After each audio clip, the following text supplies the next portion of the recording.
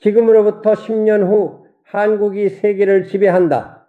미래에서 온 남자가 남긴 한 장의 지도, 그 지도 위에서 한반도는 사라졌습니다. 그 자리엔 거대한 영토가 펼쳐져 있었죠.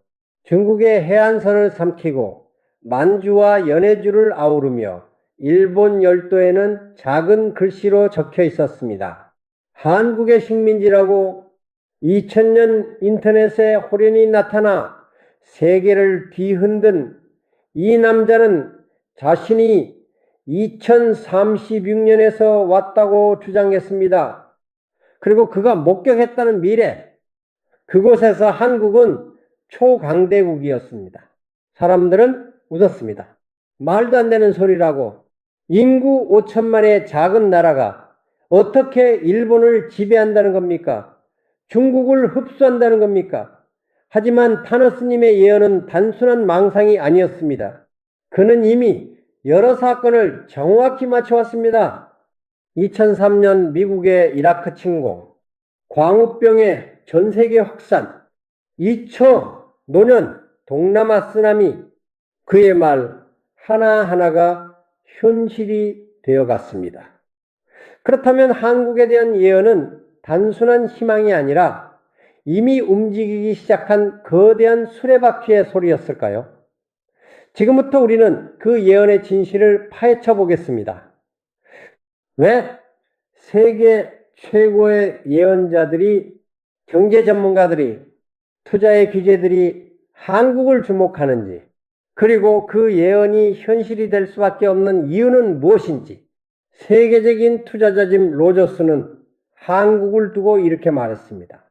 만약 내가 10살 일본인이라면 당장 총을 사거나 나라를 떠날 것이다. 하지만 한국인이라면 미래를 준비할 것이다.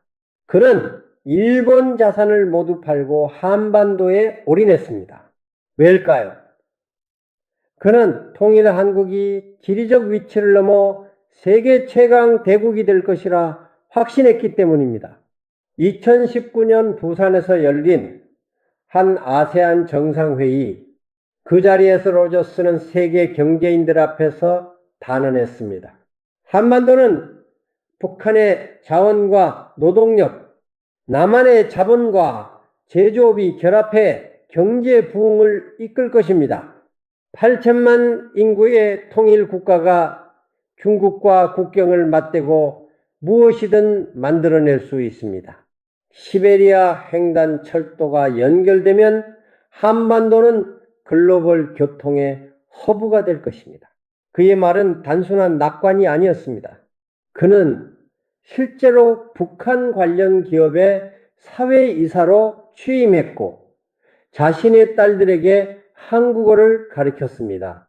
그는 2050년 일본이 범죄 대국이 될 것이라 경고하면서도 한국은 통일을 통해 새로운 세계 중심국으로 떠오를 것이라 반복했습니다. 세계에서 가장 예리한 투자의 눈을 가진 남자가 자신의 전 재산을 걸고 있는 나라, 그것이 바로 대한민국입니다. 그리고 또 한 곳, 세계 최대 투자은행 골드만삭스가 내놓은 충격적인 보고서가 있습니다. 2050년 한국의 1인당 소득은 세계 2위에 도달할 것이다. 미국을 제외한 주요 선진국들을 앞지를 것이다. 이 예측이 나왔을 때 전 세계가 놀랐습니다. 골드만삭스는 장난으로 보고서를 쓰는 곳이 아닙니다. 그들의 예측은 곧 투자자들의 나침반입니다. 보고서는 이렇게 설명합니다. 한국은 여러 국가 가운데 소득 측면에서 세계에서 가장 부유한 나라를 따라잡을 가능성이 가장 높다. 2050년 한국의 1인당 소득은 92,940달러에 이를 것이다. 영국, 러시아, 캐나다, 프랑스, 독일, 일본을 모두 앞서는 수치입니다. 한국이 경제개발의 롤모델이 되어야 한다고 골드만삭스는 신흥국들에게 권고했습니다. 브릭스 국가들도 한국의 정책을 배워야 한다고 강조했습니다. 하지만 일본은 묻습니다. 과연 그것이 가능한가? 이미 성장이 둔화되고 있는 한국이 정말 다시 도약할 수 있는가? 여기서 우리는 한 가지 사실을 기억해야 합니다. 한국은 이미 한번 기적을 만들어낸 나라라는 것을 1953년 전쟁이 끝난 직후 한국의 1인당 국민소득은 67달러였습니다. 세계 최빈국이었습니다. 아프리카의 가나와 가봉보다 가난했습니다. 더글러스 맥아더 장군은 폐허가 된 서울을 보며 이렇게 말했습니다. 이 나라가 회복하려면 최소 100년은 걸릴 것이다. 세계은행도 같은 예측을 내놓았습니다. 한국은 영원히 원조에 의존할 수밖에 없을 것이라고. 그러나 70년이 지났습니다. 1953년 67달러였던 1인당 소득은 2025년 현재 36,000달러를 넘어섰습니다. 535배 증가했습니다. 국내 총생산은 13억 달러에서 1조 9천억 달러로 폭발했습니다. 세계 109위였던 나라가 세계 10위 위권 경제 대국이 되었습니다. 노벨 경제학상 수상자 로버트 루카스는 이를 두고 이렇게 말했습니다. 기적을 만들었다. 어떤 경제 이론으로도 설명할 수 없는 기적이라고. 세계는 이 현상을 한강의 기적이라 불렀습니다. 독일의 라인강의 기적에 빗댄 표현이었죠. 하지만 한국의 성장 속도는 독일보다 빨랐습니다. 1960년대부터 1990년대까지 30년간 한국의 연평균 경제 성장률은 9.4%였습니다. 30년 동안 매년 10%에 가까운 성장. 이것은 인류 역사상 유례가 없는 수치입니다. 1960년 수출은 3천만 달러에 불과했습니다. 2019년에는 5,420억 달러, 거의 2만 배 증가했습니다. 1988년 서울올림픽은 한국이 선진국 문턱에 진입하는 계기가 되었습니다. 외국 언론은 한국을 대만, 홍콩, 싱가포르와 함께 아시아의 4마리 용이라 불렀습니다. 1997년 외환위기라는 전대미문의 위기도 겪었습니다. 하지만 한국은 2년 만에 회복했습니다. 2010년 한국은 원조를 받던 나라에서 원조를 주는 나라가 되어 개발원조위원회에 가입했습니다. 세계은행은 2024년 한국을 중진국 함정 탈출의 모범 사례로 꼽았습니다. 보고서는 이렇게 말했습니다. 한국이 25년 만에 이뤄낸 성과를 중진국이 50년 만에 달성하는 것도 기적이다. 한국의 경제 성장은 교과서다. 많은 개발도상국은 한국을 벤치마킹해야 한다. 이것이 바로 한국입니다. 70년 만에 최빈국에서 선진국으로 도약한 나라. 그렇다면 묻지 않을 수 없습니다. 이미 한 번 기적을 만든 나라가 두 번째 기적을 만들지 못할 이유가 있을까요? 골드만삭스와 짐 로저스의 예측은 단순한 희망이 아니라 이미 증명된 가능성에 대한 확신일지도 모릅니다. 그리고 지금 한국은 또 다른 영역에서 세계를 지배하기 시작했습니다. 반도체, 문화, 기술, 한국은 이미 세계 최고 수준에 도달했습니다. 2022년 기준 한국은 전 세계 메모리 반도체 시장의 60.%를 차지합니다. D램은 70.5%, 낸드는 52.6%입니다. 삼성전자와 SK하이닉스는 세계 반도체 시장을 양분하고 있습니다. 한국의 반도체 기술력은 세계 최고입니다. 초미세 공정 기술에서도 한국은 선두를 달리고 있습니다. 파운드리 시장에서도 한국은 전 세계 17.3%를 점유하고 있습니다. 반도체는 한국 최대 수출 품목입니다.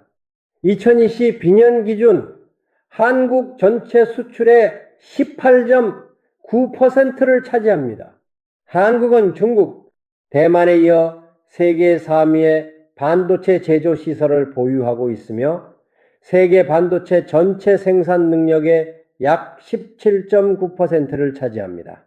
평택과 용인을 중심으로 K반도체 벨트가 구축되고 있습니다. 이것은 세계 최대의 반도체 공급망입니다. 전문가들은 말합니다. 반도체는 21세기의 석유다. 그리고 한국은 그 석유를 가장 많이 생산하는 나라 중 하나입니다. 미국과 중국이 반도체 패권 전쟁을 벌이는 지금 한국의 위치는 더욱 중요해지고 있습니다. 세계는 한국 없이 단 하루도 작동할 수 없습니다. 그리고 문화, K-팝이 세계를 장악했습니다. 단순히 음악이 아닙니다. 이제 하나의 장르입니다. 해외 각국의 주요 차트에서 K-팝 분류를 쉽게 찾을 수 있습니다. K-팝이 해외 차트에서 1위를 차지하는 것은 더 이상 신기한 일이 아닙니다. 상당한 나라에서 자국 음악보다 K-팝이 차트에 더 많이 분포하고 더 많이 들리고 있습니다. 방탄소년단은 빌보드 핫백에 K-팝 보이그룹 최초로 진입했습니다. 이후 빌보드 200에서 1위를 기록했습니다. 미국 언론들은 방탄소년단을 세계에서 가장 인기 있는 보이밴드라 불렀습니다. 블랙핑크는 영국 왕실에서 초청받았습니다. K-팝 수출액은 3천억 원을 돌파하며 사상 최고치를 경신했습니다. K-팝의 파급력은 단순한 음악을 넘어섭니다. 댄스 커버, 팬덤 문화, 콘텐츠 양산, K-팝은 전 세계 젊은이들의 문화적 정체성이 되었습니다. 미국 학부모들도 자녀와 함께 K-팝 콘서트에 갑니다. 중동의 폐쇄적인 나라에서도 K-팝은 각광받습니다. 건전한 가사, 완벽한 안무, 높은 수준의 보컬, K-팝은 세계 문화의 새로운 기준이 되었습니다. 한국 드라마와 영화도 마찬가지입니다. 오징어 게임, 기생충, 미나리, 한국 콘텐츠는 세계 최고의 시상식에서 상을 휩쓸고 있습니다.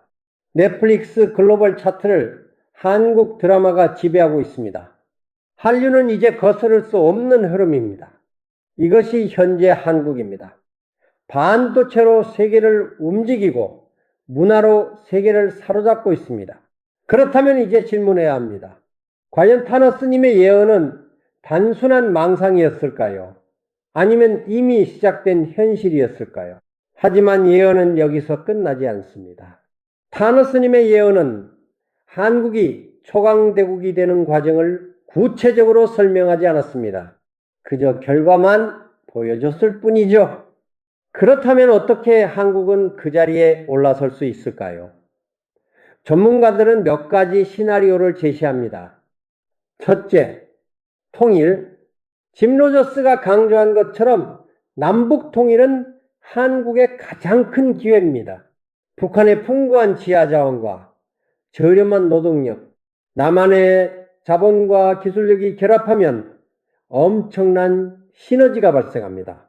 8천만 인구의 단일국가, 중국과 러시아를 잇는 교통의 허브, 시베리아 횡단 철도가 연결되면 한국은 유럽과 아시아를 잇는 물류 중심지가 됩니다. 골드만삭스도 통일, 한국의 경제력을 높이 평가했습니다.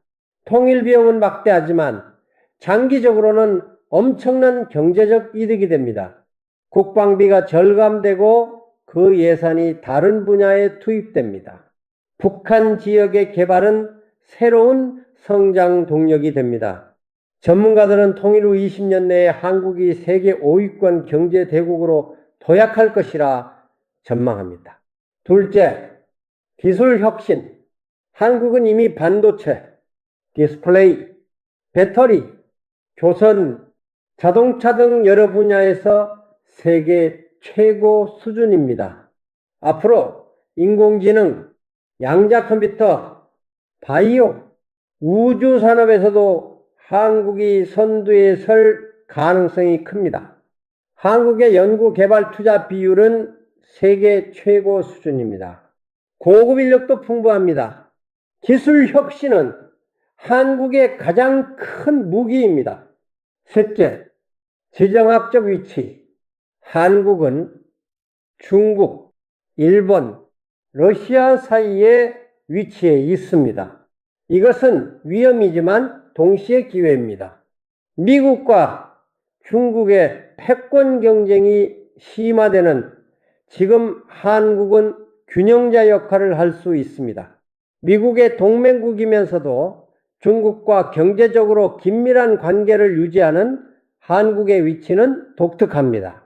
이 균형을 잘 유지하면 한국은 동북아의 중심 국가로 부상할 수 있습니다. 넷째, 인적 자원. 한국인의 교육열과 근면성은 세계적으로 유명합니다.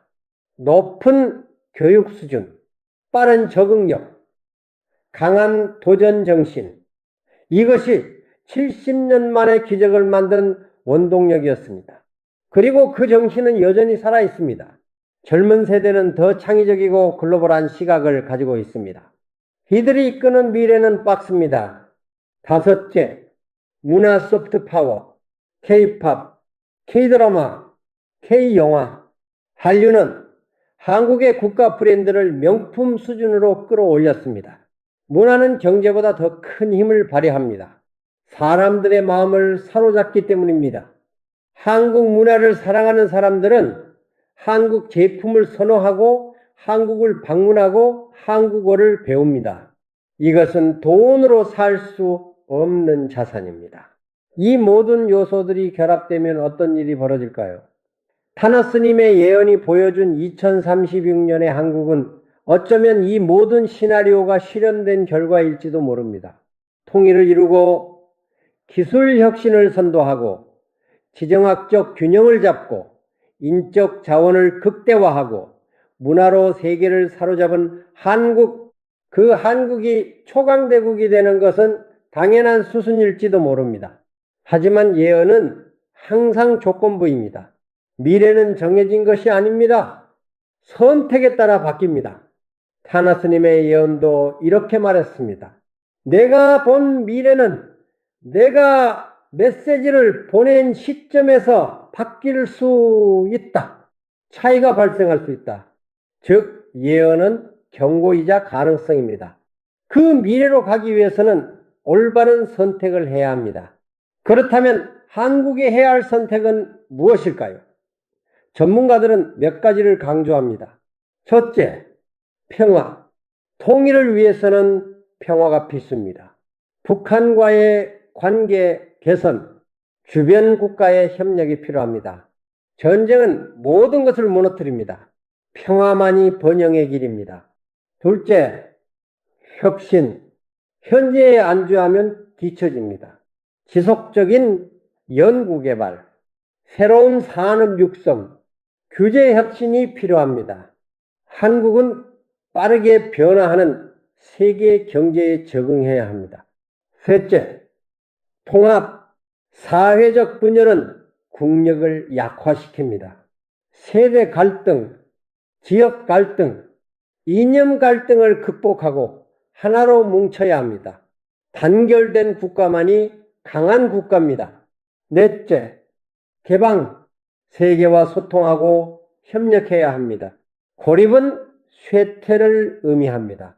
글로벌 리더십을 발휘하고 국제사회에서 책임있는 역할을 해야 합니다.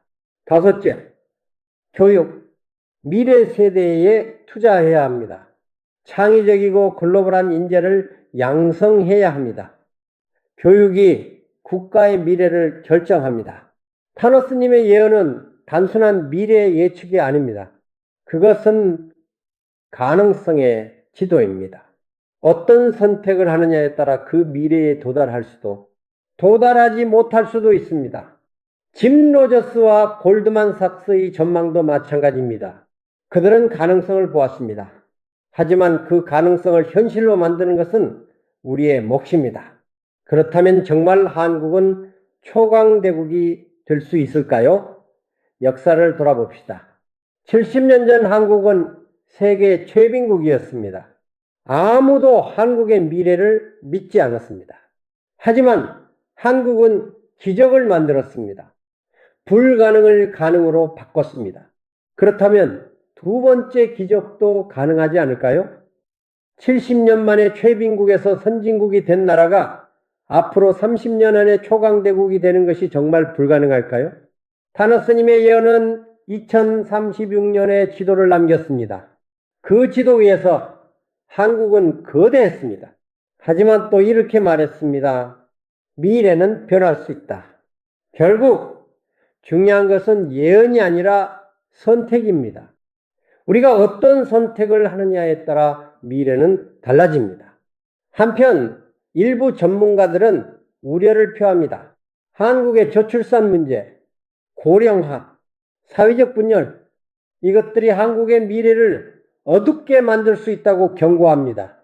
골드만삭스의 일부 보고서는 2050년 한국의 경제 순위가 하락할 것이라 전망하기도 했습니다. 인구 감소와 성장률 둔화가 주된 이유입니다. 하지만 다른 전문가들은 반박합니다. 한국은 이미 여러 위기를 극복했다. 전쟁, 분단, 독재, 외환 위기, 매번 한국은 일어섰다. 저출산과 고령화도 극복할 수 있다. 기술 혁신과 생산성 향상으로 인구 감소를 상쇄할 수 있다. 통일이 되면 인구 문제는 해결된다.